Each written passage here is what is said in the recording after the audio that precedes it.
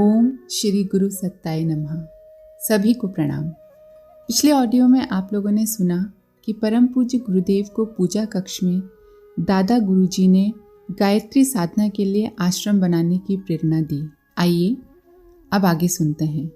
ताई जी नियमित रूप से द्वारकाधीश मंदिर जाया करती थीं। कभी कभार श्री राम भी साथ हो जाते। साथ जाने के लिए वे शाम का समय ही चुनते थे। 6:30 बजे होने वाली शयन आरती में ताई जी के साथ शामिल होकर वे विश्राम घाट पर आ जाते। यमुना की संध्या आरती उन्हें लुभाती थी। लोग दोना पत्तों में दीप जलाकर रखते और यमुना के प्रभाव में छोड़ देते। श्री राम स्वयं दीपक प्रवाहित नहीं करते। ताई जी अवश्य आरती के बाद दीप जलाती। वे खड़े खड़े उन्हें देखते रहते। कहीं ज़रूरत होती तो हाथ बटाते, मन होता तो विश्राम घाट की सीढ़ियाँ उतरकर धारा में खड़े हो जाते। आरती और दीपदान के क्रम में एक बार श्री राम ने विनोद किया, ताई आज तो मन हो रहा है कि यमुना में सीधे उतर जाऊं। क्या मतलब? ताई ने डपट कर पूछा। श्री राम बोले, मन है कि आज सीढ़ी पर बैठकर मुंह धोने और आचमन करने के बजाय यमुना में उतरकर ही आचमन कर लूं। ताई जी समझ गईं कि लाडला मजाक कर रहा है। उन्होंने मजाक करते हुए ही आंखें तरेरी और श्री राम को घूर कर देखा। श्री राम धीरे से हंस दिए और सीढ़ियों पर बैठकर आचमन करने लगे। दीपदान के बाद दोनों सीढ़ियां चढ़कर आए तो सामने खड़े एक तेजस्वी साधु ने उन्हें टोका। सन्यासी वैष्णव संप्रदाय का अनुयायी था और माथे पर तिलक लगाए हुए था। उसने कहा, बेटा, माँ की गोद में तो किसी भी अवस्था में उतरा जा सकता है। यह विधि निषेध क्यों मानते हो कि आचमन करके ही धारा में उतरना चाहिए? इस तरह सीढ़ियों पर ही रोक लेना और साधु द्वारा उपदेश देना अप्रत्याशित था। श्री राम ने साधु को प्रणाम किया और बोले, मेरे पास इसका कोई उत्तर नहीं है, लेकिन मेरी माँ कहती हैं इसलिए कभी कुछ सोचा नहीं। माँ का कहना ही मैं उचित मानता हूँ। उसी सन्यासी ने कहा, यह माँ जिस जगन्माता की प्रतिनिधि हैं, उसने तुम्हें और भी तो आदेश दिए हैं। श्री राम उस साधु का मुंह देखने लगे। वैष्णव साधु ने इसके बाद कुछ नहीं कहा। वह चुपचाप सीढ़ियाँ चढ़ने लगे। श्री राम और ताई जी भी उनके पीछे पीछे चल दिए। मन में प्रतीत हो रहा था जैसे बात अभी पूरी नहीं हुई, साधु कुछ और कहने वाले हैं।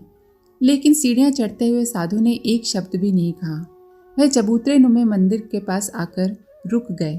चबूतरे पर एक छोटा सा मंदिर बना हुआ था। लोगों का विश्वास है कि कंस का वध करने के बाद कृष्ण ने इसी जगह विश्राम किया था।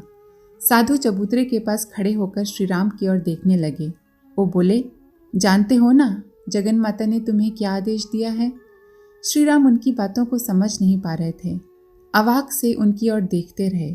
साधु बोले, यहाँ श्री कृष्ण ने कुछ देर बैठकर अपनी क्लांति मिटाई थी, विश्राम किया था, इसलिए ये जगह विश्राम घाट कही जाती है। जिस जगह आत्मिक क्लांति का निवारण होता है उसे आश्रम कहकर भी संबोधित किया जाता है। यह कहकर साधु क्षण भर के लिए रुके, फिर बोले, मथुरा में ऐसे स्थान का अभाव है। अगर तुम्हारे मन में इस तरह की स्थापना का भाव आया हो तो उसे विश्व माता की प्रेरणा ही समझना। यह कहकर साधु यमुना की ओर मुड़े और उस पार देखने लगे। श्री राम ने उस जगह देखा जिस तरफ साधु देख रहे थे। वहाँ यमुना के उस पार महर्षि दुर्वासा का स्थान था। श्री राम दुर्वासा मंदिर की ओर देखते हुए अपनी दृष्टि घुमाते कि साधु घाट से ऊपर चढ़ने लगे। ताई जी भी यह सब चुपचाप देख रही थी। श्री राम को किन्हीं विचारों में खोया देखकर बोली, चलना नहीं है क्या? वापस चलो, देर हो रही है। ताई जी का निर्देश सुनकर श्री राम आगे बढ़े। घाट से बाहर चौक पर आते ही उन्होंने साधु को फिर देखा। विश्राम घाट पर संध्या के झुरमुट में साधु की आकृति स्पष्ट नहीं दिखाई दे रही थी। चौक पर आते ही दुकानों में जल रहे पेट्रोमैक्स लालटेन और मशालों की रोशनी में साधु का चेहरा स्पष्ट दिखाई दिया। वह 35-40 वर्ष के बीच का तरुण सन्यासी था। स्वस्थ हृष्टपुष्ट शरीर और बातों से कुलीन परिवार और विद्वान लग रहे थे। चौक में आकर सन्यासी ने श्री राम का परिचय पूछा। उन्होंने अपने काम के बारे में सकुचाते हुए परिचय दिया। कहा, हम लोग गायत्री उपासना का प्रचार करने में लगे हुए हैं। आगे यह काम बड़े स्तर पर करने की प्रेरणा है, देखें क्या होता है। साधु ने भी अपना परिचय दिया। नाम बताया, माधव दास। स्वयं को पुष्टि मार्ग का साधक कहा। ताई जी बीच में ही बोल उठी, तब तो आप भागवत भी अच्छी कहते होंगे, किसी दिन हमारे डेरे पर आइए ना। साधु माधव दास ने ताई जी का निमंत्रण स्वीकार किया। साथ ही यह भी कहा, भागवत तो भगवान का लीला विग्रह है, उसकी जो भी आराधना करेगा वह तर जाएगा और माई, आपके दुलारे ने तो भागवत के बीज मंत्र का ही आश्रय ले लिया है, लेकिन ये कथा नहीं कहता। इसके पिताजी अच्छी कथा बाजते थे, हजारों लोग उन्हें सुनते थे। ताई जी कहे जा रही थी। वे अभी श्रीराम की शिकायत करने ही वाली थीं कि साधु माधव दास ने कहा, प्रभु की इच्छा समझो माई, उसे जिनसे जो काम लेना होता है ले ही लेता है। साधु माधव दास वल्लभाचार्य की बैठक के पास रुके हुए थे। उन्होंने माँ बेटे को अपने साथ चलने के लिए कहा। श्री राम ने कहा, अभी देर हो रही है, कल आप घिया मंडी आइए, भोजन भी वहीं कीजिएगा। अगले दिन साधु माधव दास समय पर घिया मंडी पहुंचे। परिवार में उनका आत्मीय सत्कार हुआ। साधु माधव दास ने वहां चल रही प्रवृत्ति को बारीकी से देखा। भगवती गायत्री के सम्मुख जल रहा अखंड दीपक, वहां चलने वाला उपासना क्रम, अभ्यागतों के लिए सत्कार की समुचित व्यवस्था, 2 मंजिले मकान में कार्यालय और निवास आदि ने माधव दास को अभिभूत कर दिया। आतिथ्य का दायित्व स्वयं माताजी ने संभाला था। अखंड ज्योति कार्यालय में काम करने वाले छोटे बड़े सभी कार्यकर्ता श्री राम की लीला सहचरी को माँ या माताजी कहने लगे थे। ताई जी और बड़ी उम्र के लोग ही उन्हें सहज रिश्तों के स्नेह संबोधन से पुकारते थे। स्वामी माधव दास ने भी श्री राम की लीला सहचरी को माताजी कहा। माँ भगवती ने रोका, स्वामी जी आप तो कम से कम माताजी मत कहिए। साधु माधव दास ने कहा, मैं ही क्या, आपको हजारों लाखों लोगों का भरा पूरा परिवार इसी संबोधन से पुकारेगा, उसमें सभी उम्र और आश्रम के लोग होंगे। ये चर्चा चल ही रही थी कि ताई जी आ गईं। उन्होंने अपने पतिदेव पंडित रूप किशोर जी के कथा वैभव का जिक्र छेड़ दिया। कहने लगी कि श्री राम ने उन बातों को भुला दिया है, कथा भागवत कहता रहता तो अच्छा होता। सुनकर श्री राम भी मुस्कुरा रहे थे और साधु माधव दास भी। साधु माधव दास ने ताई जी को विश्राम घाट की बात याद दिलाई और कहा, ताई जी यहाँ वल्लभ स्वामी ने बैठकर कथा कही थी सिर्फ एक बार, और यह स्थान तीर्थ हो गया। मैं श्री राम के बारे में ज़्यादा कुछ नहीं जानता और न ही कहता हूँ, लेकिन वेद माता इसी तपस्वी आत्मा को अपना वाहन बनाएंगी। ये जहाँ भी बैठेगा तीर्थ बन जाएगा। साधु माधव दास ने श्री राम की भावी योजनाओं के बारे में पूछा। श्री राम बोले, किसी उपयुक्त स्थान पर एक आश्रम बनाने का संकल्प है। हमारे गुरुदेव की प्रेरणा है। वहाँ एक मंदिर और साधना स्थली होगी। साधकों के निवास की व्यवस्था भी रखेंगे।